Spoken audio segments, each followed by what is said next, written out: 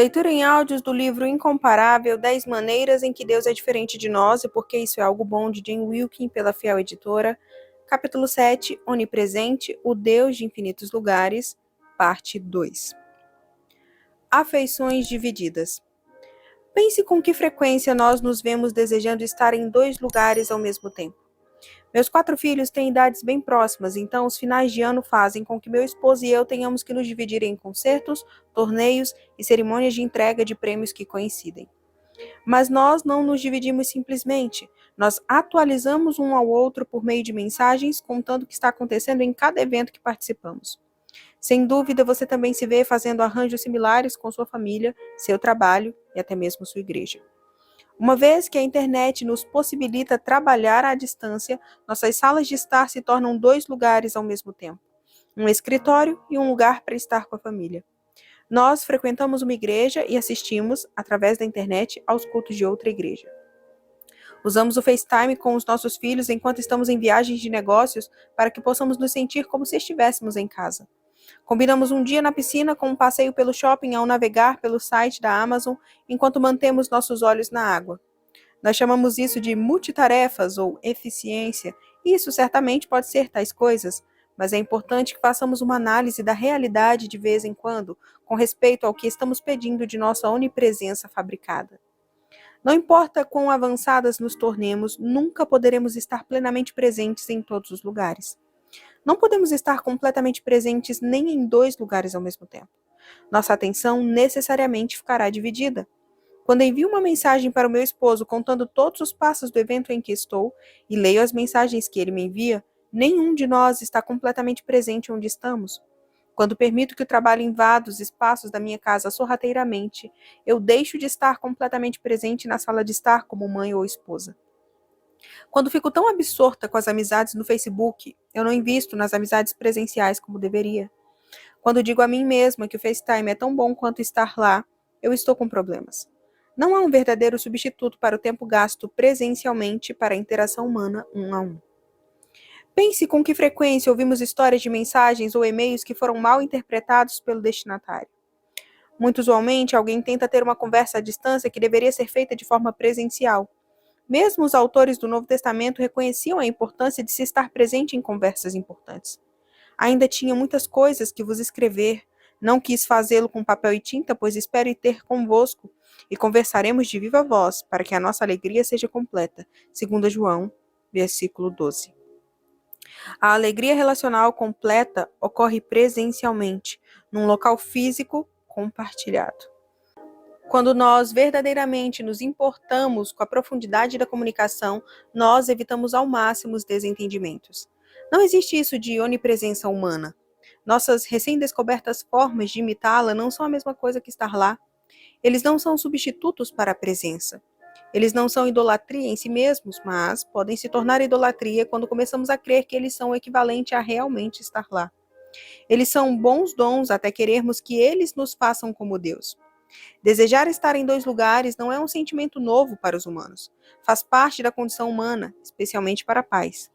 É uma descrição inteligente dizer que ter um filho é como escolher ter seu coração andando fora do seu corpo para sempre.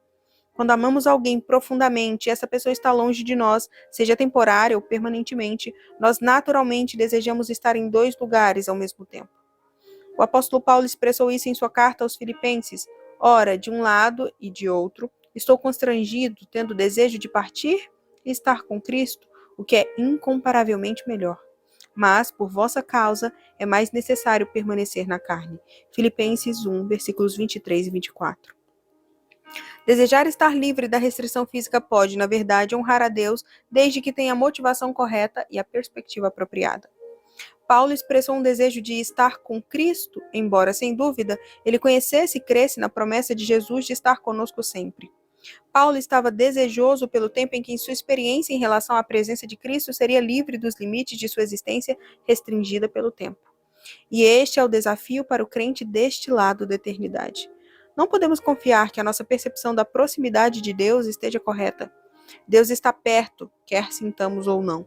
O quão conscientes estivermos dessa verdade afetará diretamente o modo como vivemos. Vigilância e certeza. Por um lado, o conhecimento da presença de Deus deveria nos tornar vigilantes quanto ao pecado.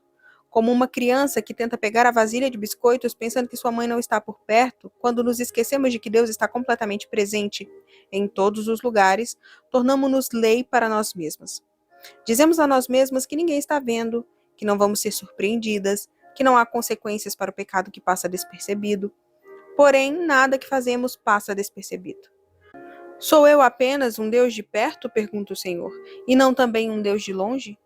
Poderá alguém esconder-se sem que eu o veja? Pergunta o Senhor. Não sou eu aquele que enche os céus e a terra? Pergunta o Senhor. Jeremias 23, versículos 23 e 24, na versão NVI. Nos últimos anos, nosso mundo tem se tornado cada vez mais repleto de câmeras. Em quase todos os lugares onde vamos, estamos sendo filmados. Quando Ray Rice, jogador da NFL, agrediu sua esposa no elevador de hotel até ela ficar inconsciente em 2014, ele achava que ninguém o veria. Mas a presença da câmera de vigilância fez com que suas ações fossem transmitidas a milhões de espectadores assim que a filmagem vazou.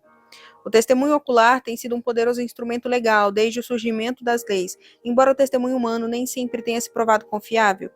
Entretanto, câmeras de vigilância não mentem. Elas ensinam uma lição sobre onipresença a qualquer um que estiver prestando atenção. Embora os governos tenham que decidir os limites apropriados da privacidade dos cidadãos, nenhuma lei de privacidade existe entre o Criador e a criatura. Mais confiável que qualquer câmera é o testemunho ocular de um Deus onipresente. Por causa disso, cada pecado que cometemos é, primeira e principalmente, um pecado contra Deus. Davi reconhece isso em sua confissão em Salmo 51, versículo 4. Pequei contra ti somente, e fiz o que é mal perante os teus olhos, de maneira que serás tido por justo no teu falar e puro no teu julgar. John Piper comenta: o pecado, por definição, é um fenômeno vertical. Jesus também aponta para essa verdade na maneira como ele elabora a confissão do filho pródigo. Note a ordem das palavras do filho. Pai, pequei contra o céu e contra ti. Lucas 15, 18, na versão NVI. Se o pecado fosse meramente uma questão de ofender outras pessoas, se a confissão fosse meramente uma questão de buscar o perdão humano, a graça não seria maravilhosa. É a graça divina, livremente dada por um Deus que é testemunha do pecado que cometemos à sua vista, que ensina os nossos corações a temerem e a tremerem em correta reverência. O fato de ele ser testemunha de cada um dos nossos pecados e deficiências, públicos e privados, deveria nos inspirar à vigilância. Isso deveria produzir em nós confissão e arrependimento. O fato de ele testemunhar nossos pensamentos invisíveis antes que eles se tornem ações, ou nossas palavras antes que elas sejam formadas em nossas línguas, deveria nos levar a pensar e a falar com cuidado. O fato de ele ver tudo e contra qualquer expectativa permanecer disposto a perdoar, deveria despertar em nós gratidão do tipo mais profundo, um desejo de ser a mesma pessoa em público e a portas fechadas. Uma pessoa que pensa, age e fala como alguém que teme ao Senhor. Uma pessoa que entende que a presença ilimitada de Deus não deixa espaços para uma vida prática de ateísmo, professando que um Deus onipresente existe, mas vivendo como se ele não existisse. Deus vê, Deus está presente, nada está escondido. E isso é motivo não apenas para vigiarmos, mas para nos sentirmos seguras com a mais bendita segurança que um coração pode conhecer. Quando os nossos corações nos enganam com a mentira de que Deus está distante, quando começamos a nos perguntar se os nossos sofrimentos não são vistos ou se os nossos pecados nos desqualificam, podemos nos apegar à certeza do Salmo 23. Ainda que eu ande pelo vale da sombra da morte, não temerei mal nenhum, porque tu estás comigo. O comigo de Deus não depende de nosso merecimento, mas sim de sua vontade. Sua vontade é que seus filhos escolhidos nunca sejam deixados sozinhos. Existe uma ideia chamada de o ministério da presença. Aqueles que sofreram alguma perda trágica podem lhe dizer sobre ela. Ela ocorre quando pessoas amadas se sentam ao seu lado em meio à sua tragédia. No momento em que nenhuma palavra, por melhor que seja, pode lhe oferecer consolo, quando nenhum alimento pode preencher o seu estômago ácido e quando nenhum arranjo de flores gentilmente enviado pode mascarar a dor do seu desespero, aquelas pessoas se sentam ao seu lado e lhe oferecem a silenciosa certeza da proximidade, o dom de estar perto. Elas vieram para ficar. Seu enorme e monstruoso sofrimento não as enche de terror ou repulsa. Mesmo se você as expulsar para longe, pedindo que vão embora, elas recusariam para o bem da sua alma. Existe essa ideia chamada de ministério da presença e Deus é perfeito nisso.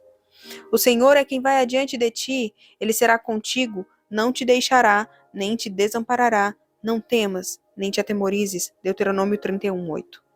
Quando a tragédia sobrevém, quer estejamos combatendo pecado ou sofrimento, nós nunca enfrentamos esses inimigos sozinhos. Seu Espírito, que nos cerca por trás e por diante, também habita em nós. Ele está ao nosso redor e ele está dentro de nós. Quão seguras estamos? Sua presença certa não é simplesmente um consolo no sofrimento e na aflição. Ela é um consolo no tédio e na alegria também. Ele não precisa cumprimentar você pela manhã com como você dormiu, nem à noite com como foi o seu dia. Ele tem estado com você durante todo esse tempo. Ele nunca precisa se atualizar sobre suas últimas novidades, nem precisa que você lhe mostre suas mais recentes conquistas. À medida que os meus filhos começam a deixar a nossa casa rumo à vida adulta, eu sinto um desejo de estar com todos os quatro onde quer que forem. Parece tão estranho que eles estejam aprendendo novas ideias e experimentando a vida sem a minha presença para testemunhar cada momento.